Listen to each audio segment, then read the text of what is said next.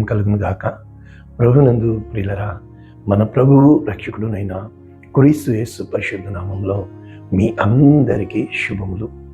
28వ తేదీ ఏప్రిల్ మాసము 2026వ సంవత్సరం. ఈరోజు ఒక అద్భుతమైన మనిషి యొక్క మూర్ఖత్వాన్ని, దేవుని యొక్క దయాళుత్వాన్ని, మనిషి యొక్క కఠినత్వాన్ని, దేవుని యొక్క కృపా వాత్సల్యాన్ని ప్రకటించే వాక్యము ఈరోజు మనం నేర్చుకుందాం. ఈరోజు వాక్యము, వాగ్దానము ఏదియు నిషేధింపదగినది కాదు. ఏదియు నిషేధింపదగినది కాదు. తిమోతికి రాసిన మొదటి పత్రిక 4వ అధ్యాయము 4వ వచనం. ఈ పూర్తి వచనము ఏమని చెప్పబడుతుందంటే, దేవుడు సృజించిన ప్రతి వస్తువు మంచిది, కృతజ్ఞతాస్తుతులు చెల్లించి పుచ్చుకుని ఎడల ఏదియు నిషేధింపదగినది కాదు. ఇక్కడ ఒక స్టేట్మెంట్ చెప్తున్నాడు పౌలు. ఇది ఫిలాసఫీ కాదు, డైరెక్ట్ స్టేట్మెంట్, డిక్లరేషన్. ఏమంటున్నాడు? దేవుడు సృజించిన ప్రతి వస్తువు మంచిది. God is good, he created everything is good, what ever he created is good అని చెబుతూ కృతజ్ఞతాస్తుతులు చెల్లించి పుచ్చుకుని ఎడల ఏదియు నిషేధింపదగినది కాదు. ఒకసారి ఇంగ్లీష్లో చదువుకొని మనము నేర్చుకుందాం. New international version, 1 Timothy chapter 4 verses 4. For everything God created is good. దేవుడు సృజించిన సమస్తము మంచిది. And nothing is to be rejected. ఒక్కటి కూడా మనము తీసివేయడానికి కానీ కలపడానికి కానీ లేదు. ఏది కూడా ఇది కాదు అనడానికి లేదు, నిషేధింపదగినది కాదు. If it is received with thanks giving. ఇది నాకు దేవుడు ఇచ్చాడు అన్న భావముతో. ఇప్పుడు ఈ వాక్యం మనము నేర్చుకునే ముందు ఒక్కసారి మనము ఎలా నేర్చుకోవచ్చు? మొట్టమొదట, ఇప్పుడు చలేస్తుంది అనుకోండి, చలేస్తుంది అంటాం కదా. అది కాదు దేవుడు కోరుకుంటుంది. చలేస్తుందని నీకు తెలుస్తుంది. అయితే 3 రకాలు ఉంటాయి. ఆ చలి అనే స్పర్శ తెలియక రోగంతో ఎంతోమంది ఈరోజు రోగగ్రస్తులై ఉన్నారు. 2, వారికి కప్పుకోవడానికి ఏలీది లేక చలేస్తున్నా, ఆకలేస్తున్నా కూడా వాళ్ళకి దిక్కు లేక గుండె పగిలి ఏడుస్తున్నారు. ఇక 3, మరి నీ చుట్టూ ఉన్న సృష్టి చాలాసార్లు, పిల్లలు కావచ్చు, కుక్కలు కావచ్చు, వాటికి చలేయటం లేదా, వాటికి వేస్తున్నాయి.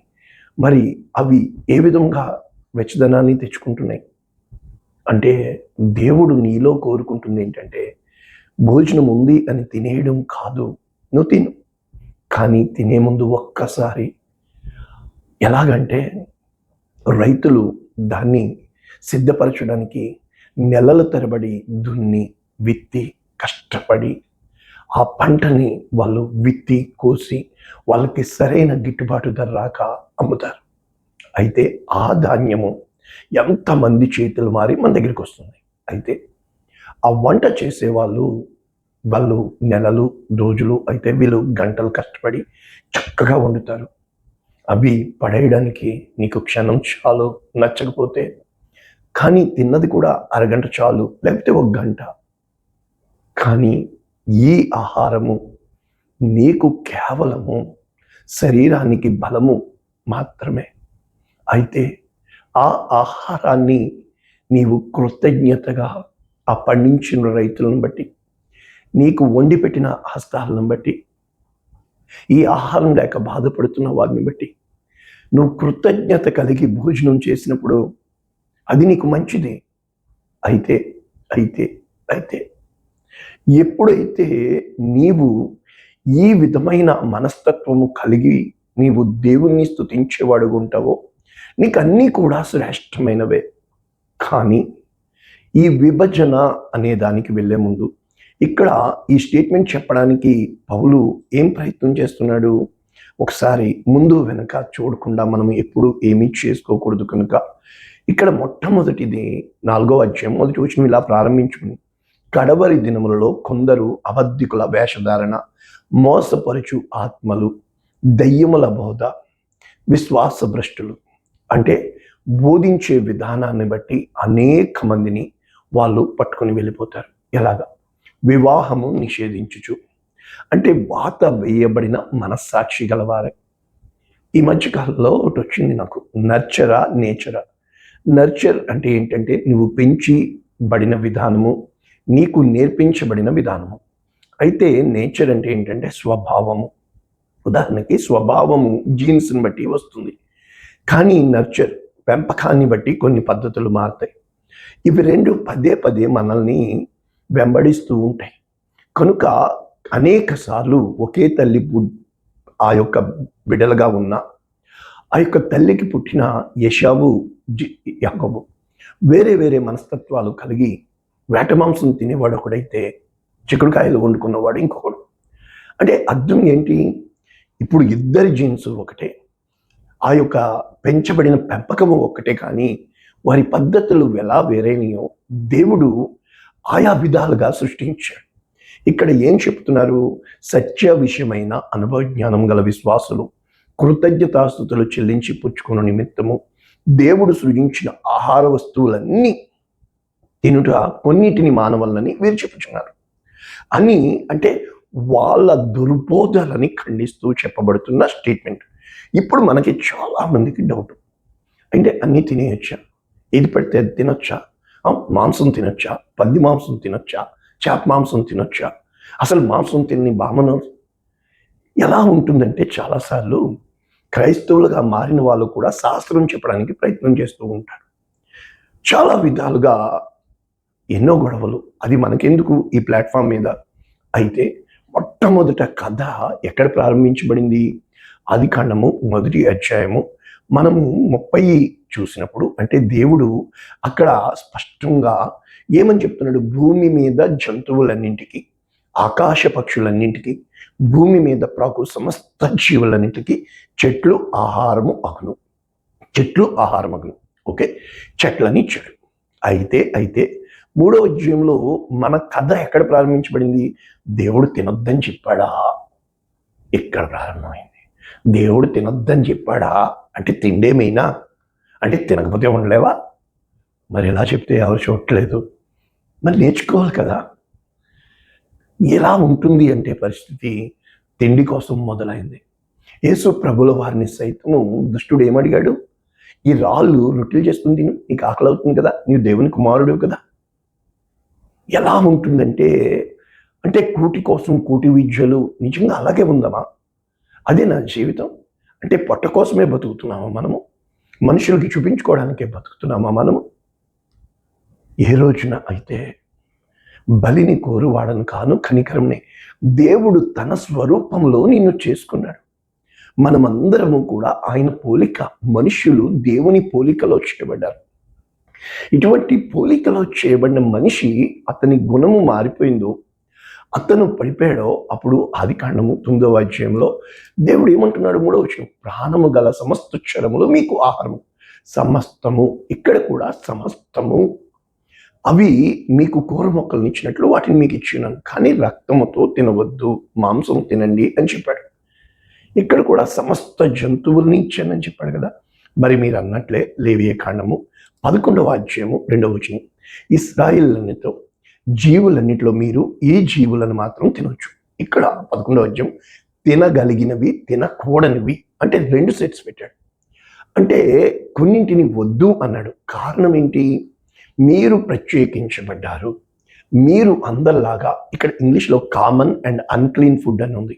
కామన్ అనే దానికి నేను ఎంత సెర్చ్ చేసినా, అని కామన్ అంటే అందరికీ సమానం.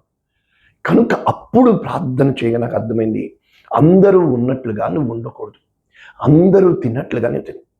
ఓహో, అంటే నువ్వు తినడం పౌలు అంటాడు, వాళ్ళు పెట్టింది తినండి, వాళ్ళతో కలవండి, వాళ్ళని ప్రేమించండి, వాళ్ళ కోసం ప్రార్థన చేయండి. అంతేకాని మేము ఇది తెలుసా కాదు. నీవు ఏ ప్రాంతం వాడివి అని కాదు, ఏ భాష వాడివి అని కాదు, నీకు ఏమి ఉంది ఏమి లేదు అన్నది దేవుడు చూడు. ఇవేమి పరలోక రాజ్యం చేరవు. దేవుని దగ్గరికి చేరేది నిన్ను మనిషిగా దేవుడు చేశాడు. ఎప్పుడైతే నిన్ను మనిషిగా దేవుడు చేశాడో, ఆయన ఒకే ఒక్క ఆజ్ఞ ఇచ్చాడు, ప్రేమించండి. ఎప్పుడైతే నువ్వు ప్రేమిస్తావో, ప్రేమ సమస్త దోషములను కప్పుతుంది. ఇప్పుడు మనం ఇంకా లోతుగా వెళ్తే, యేసుక్రీస్తు ప్రభువారు ఏమన్నారో ఒక్క స్టేట్మెంట్ చూసి లోతైన సబ్జెక్టులోకి వెళ్తే, మార్కు సువార్త 7వ అధ్యాయం 15వ వచనం, వెలుపలి నుండి లోపలికి పోయి మనుష్యుని అపవిత్రునిగా చేయగలిగినది ఏదీ లేదు, కానీ లోపల నుండి బయటికి వెళ్ళి, అంటే బయట నుంచి లోపలికి నువ్వు ఏం వెళ్ళావో అది నీకు కడుపులోంచి ఒకరు రాశారు, చాలా బాగా నచ్చింది. డైజెషన్ సిస్టమ్ అంటే ఏంటి అని, జీర్ణ ప్రక్రియ అంటే ఏంటి అని. It starts from right hand to left hand అని చెప్పి. ఇది కాదు, అర్థమైంది కదా, ఆహారం తింటాం ఎడమ చేత్తో అని, అది కాదు. దేవుడు నీకు అది వెళ్ళిపోతుంది, ఏమి తిన్నా అరకపోయినా వెళ్ళిపోతుంది, కానీ ఇది కాదు. దేవుడు నిన్ను దేనికి చేశాడు? మనుష్యుని లోపలికి పోవునది ఇది వానిని అపవిత్రునిగా చేయదు, అది బహిర్భూమిలోకి వెళ్ళిపోతుంది, కానీ అది భోజన అన్నీ పరిశుద్ధపరుస్తాడు. అయితే మనిషిని లోపల నుండి వచ్చే ఈ కపటము, కొల్లు, కుతంత్రము, జారత్వము, దొంగతనము, వ్యభిచారము, నరహత్రము, ఇవన్నీ కూడా ఇవి దేవుడు కోరుకుంటుంది. అంటే దేవుడు కోరుకుంటున్నవి ఇవి, కానీ మనుష్యులు ప్రకటిస్తుంది నియమాలు. అంతెందుకు, యెషయా గ్రంథము 56వ అధ్యాయము 7వ వచనం, నా మందిరము సమస్త జనులకు ప్రార్థన మందిరము, సమస్తము నా ఇంటికి రండి అని చెప్పుతూ ఇక్కడ ఏమని యెహోవాను హత్తుకును అన్యుడు, అన్యజనులకు కూడా నా ప్రార్థన మందిరము, యెషయా ప్రవక్త ద్వారానే చెప్తున్నాడే దేవుడు. షండు అంటే వీళ్ళందరినీ ధర్మశాస్త్రము వద్దు అన్న దేవుడు ఈరోజు కావాలి అంటున్నాడా? అంటే నేను వారిని నియమించుకున్నాను, నా ప్రాకారములలో వారికి మంచి పేరు నేను ఇస్తాను, నేను దేవుడను, అందరికీ దేవుడను. కనుక అంటే ఆ రోజు కొందరికి దేవుడు, ఈరోజు అందరికీ దేవుడు అవుతాడా? అంటే ఊరికో దేవుడు ఉన్నాడా? గుంపుకో దేవుడు ఉన్నాడా? కాదండి, దేవుడు ఒక్కడే అని నమ్ముచున్న నీవు నేను ఏ రోజునైతే దేవుడు ఒక్కడే అని మనం నమ్ముచున్నామో ఈ లింక్ వాక్యాలకు ఎలా వెళ్ళొచ్చు? ఒకానొక దినమున ఏమైంది? యేసుక్రీస్తు ప్రభుల వారిని అడుగుతుంది ఈ సమరయ స్త్రీ, యూదుడవైన నీవు నన్ను మంచినీళ్ళకి ఇమ్మంటున్నావే, ఇది నీకు అసహ్యం కదా? కారణము యూదులు సమరయులతో సాంగత్యం చేయరు. మరి యేసుక్రీస్తు ప్రభు సమరయుల వారితో భోజనం చేశాడే, వేశ్యలతో భోజనం చేశాడే, వ్యభిచారులతో ఆయన ఉన్నాడే. మరి రాహాబు వ్యభిచారి కదా? అంటే మనము దేన్ని నమ్మడానికి ప్రయత్నం చేస్తామో ఇవే భావాలతో పెంచబడిన అపోస్తలుడైన పేతురుకి దేవుడు ఒక దర్శనం ఇచ్చాడు. మనందరికీ తెలుసు, కొర్నేలి ఇంటికి పంపడానికి దేవుడు పంపడానికి ప్రయత్నం చేస్తే పెద్ద దుప్పటి వచ్చి అక్కడ ఏమేమి ఉన్నాయి? సకల విధములైన చతుష్పాద జంతువులు, ప్రాకు పురుగులు, ఆకాశ పక్షులు. అయితే పేతురు ఏమన్నాడు? నిషిద్ధమైనది, అపవిత్రమైనది నేను తినలేదు. అయితే దేవుడు చెప్తున్నాడు, నేను పరిశుద్ధపరిచాను, అబ్రహాము దేవుని నమ్మెను, అది అతనికి నీతిగా ఎంచబడింది. అంటే దేవుడు చెప్పేది నీతి, దేవుడు పరిశుద్ధపరిచాడు, దేవుడు సంబంధాలు మారుస్తాడు, దేవుడు సమస్తం మారుస్తాడు. ఆయన యందు విశ్వాసం కలిగి ఆయన కృప కోసం మనం బ్రతకాల, ఆయన రాజ్య వ్యాప్తి కొరకు బ్రతకాల. ఎప్పుడైతే అలా అన్నాడో అక్కడ పేతురు వెళ్ళాడు, కానీ ఏమని చెప్తున్నాడంటే వాళ్ళతోటి, ఈ కొర్నేలితోటి ఏమంటున్నాడు? ఎప్పుడైతే కొర్నేలి అన్యుడు అని తెలిస్తే పేతురు అక్కడికి వెళ్ళి అక్కడ ఉన్న గొప్ప జనాంగం, అతని బంధువులు, స్నేహితులు అందరినీ తీసుకొచ్చినప్పుడు అప్పుడు మొదలు పెట్టాడండి. అన్య జాతి వానితో సహవాసము చేయుట అయినను ముట్టుకొనుట అయినను యూదునికి ధర్మము కాదు. అయితే దేవుడు నాకు నేర్పిస్తున్నాడు, ఏ మనుష్యుడు నిషేధింపదగిన వాడు కాదు. అంటే ఆహార వస్తువులే కాదు, మనుషులే కాదు, నీవు ఎవ్వరిని కూడా నిషేధింపకూడదు. దేవుడు నిన్ను బ్రాడ్ మైండ్తో కోరుకుంటాడు, విశాలమైన హృదయంతో కోరుకుంటాడు, ప్రేమ కలిగి వారి పద్ధతులు అనుసరించవద్దన్నాడు, కానీ వారిని నీ వైపు ఆకర్షించాలి. నీవు గుంపుతో గోవింద అవ్వకూడదు. అంటే దండం పెట్టుకోమంటారా? అంటే ప్రసాదం తినమంటారా? ఓరి బాబోయ్, అది నీ నీతి, నీ స్వనీతి నిన్ను చంపేస్తుంది. ఏ రోజునైతే నువ్వు వాళ్ళతో కలవడానికి ప్రయత్నం చేస్తున్నావు, వాళ్ళని గెలవడానికి కాదు. గెలిచేది ఎప్పుడు నువ్వు ఒంటరిగా మిగులుస్తావు, కలిసేది 10 మందిని పట్టుకుని నువ్వు నీ వైపుకి తిప్పుకుంటావు. దీనికి ఓర్పు అవసరము. ఎప్పుడైతే ఇలాగ చెప్పినప్పటికీ అక్కడ ఇంకొక మాట ఉంది. అపోస్తలుల కార్యములు 10:28 మనం చదివాం కదా, అక్కడ చెప్పబడుతున్న ఈ వాక్యాలు ఒకానొక దినమున అపోస్తలుల కార్యములు 15వ అధ్యాయంలో ఏమైంది? అనేక మంది అన్యులు దేవుని సన్నిధిలోనికి వచ్చేస్తున్నారు, విశ్వాసులుగా మారుతున్నారు. కనుక వీళ్ళు సున్నతి చేయించాలి, మీరు ఇవి తినకూడదు అవి తినకూడదు రూల్స్ పెట్టడం ప్రారంభించారు. అప్పుడు వాళ్ళు ఒక కౌన్సిల్ వేశారు, కమిటీ మీటింగ్ పెట్టారు. అపోస్తలుల కార్యములు 15:20 ఒక స్టేట్మెంట్ రాశారు శిష్యులందరూ కలిసి. విగ్రహ సంబంధమైన అపవిత్రత, జారత్వము, గొంతు పిసికి చంపిన దానిని, రక్తమును విసర్జించటం, ఇంతకు మించి ఏ నియమము లేదని పరిశుద్ధాత్మకు మాకు తోచింది. అంటే ఎప్పుడైతే మనము విశాలమైన హృదయం కలిగి ఉంటామో ప్రేమ సమస్త దోషములను కప్పుదు. ఇప్పుడు చైనా వాళ్ళు పాములు, కప్పులు, ఏవులు అన్నీ తింటారు. మరి చైనా వాళ్ళకి వెళ్ళి సువార్త ప్రకటించి వారు దేవుని నమ్మాలని దేవుడు ఇష్టపడుతున్నాడు. గాడ్స్ స్మగ్లర్ అని ఆండ్రూ అనే ఆయన ఎన్నో బైబిళ్ళు అండర్ గ్రౌండ్ చర్చెస్కి ఇచ్చాడు. మరి అటువంటి వాళ్ళు దేవుని నమ్మి దేవుని కోసం వచ్చిన తర్వాత దేవుడు వారిని తోసివేస్తాడా? కాదే. అంటే దేవుని యొక్క వాక్యము మనం ఇప్పుడు ఎలా ముగించుకోవచ్చు? కొలసీలకు రాసిన పత్రిక 2:16 అన్నము పానము విషయంలోనైనా, పండుగలు అమావాస్య విషయంలో ఎవరికీ తీర్పు తీర్చకండి. అంటే ఇక్కడ దేవుడు కోరుతుంది నువ్వు తీర్పు తీర్చకు. ఇవన్నీ శరీర సంబంధమైనవి. ఎప్పుడైతే నీవు వాడి హృదయానికి లక్ష్య పెడతావో, క్రీస్తు యేసు ప్రభుల వారు వారి కోసం చనిపోయాడని నువ్వు సువార్త ప్రకటిస్తావో, మనుష్యుల ఆజ్ఞలను పద్ధతులను పట్టుకొనవద్దు, రుచి చూడవద్దు, మొట్టవద్దు, ఇవి కాదు. దేవుడు తన ప్రాణమును పెట్టాడు. కనుక రోమీయులకు రాసిన పత్రిక 14:10 నీవు నీ సహోదరుకి తీర్పు తీర్చిన, ఒకడు మంచిదేమంటాడు, ఇంకోటి కాదంటాడు, ఒకడు కూరగాయలంటే ఇంకోటి. డోంట్ కండెమ్ దెమ్, వాళ్ళని తీర్పు తీర్చు. నాకు అర్థమైంది ఈరోజు ఒక పాట ఏడ్చాను. న్యాయము ఆలస్యమైతే అన్యాయము రాజ్యం ఏలతాది. ఎప్పుడైతే న్యాయాధిపతి ఆలస్యం చేస్తున్నాడు, నీవు నిలకడగా ఉండాలని ఎదుటి వారు తొణుకుతున్న వాళ్ళు హృదయాలు తెరవబడి మారాలి అని. నీవు మారవు, వాళ్ళు మారమంటావా? నువ్వు వాళ్ళకి ప్రేమను చూపించు, వాళ్ళతో కలువు, వాళ్ళని హత్తుకో, వాళ్ళని నీ వైపుకు తిప్పుకో.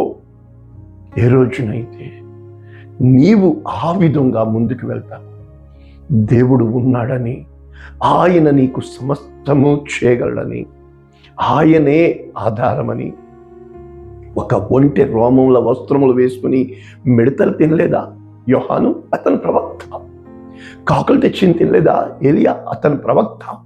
ఆకాశము నుండి మన్నాను కురిపించలేదా మోషే? అతను ప్రవక్త. ఏ రోజునైతే దేవదూతల భోజనం సైతం పెట్టాడు ఏలియాకి, అతను ప్రవక్త. నిన్ను నన్ను దేవుడు పెడతాడు, నాకు పెట్టాడు, మనల్ని పోషిస్తాడు. ఎవరిని నిషేధించొద్దు, నువ్వు తీర్పు తీర్చొద్దు. Let God judge. దేవుని చేయనివ్వండి. ప్రార్థన చేద్దాం. అనేక మందికి పంపించండి. మన ఛానల్ని లైక్ చేయండి. పరిశుద్ధుడా, ప్రేమ కలిగిన తండ్రి, విత్తబడిన ఈ వాక్యము అనేక మందికి ఆశీర్వాదంగా, లక్షల మందికి రక్షణకు కారణంగా, నీ కృపాహస్తాలకు దీవెనకరముగా యేసు శ్రేష్టమైన నామమున దీవించి ఈ వాక్యము అనేక మందికి చేరుందిగా చేయమని దీవిస్తున్నాం తండ్రి. Amen. God bless you all. దేవుడు మిమ్మల్ని దీవించును గాక. ఆమేన్.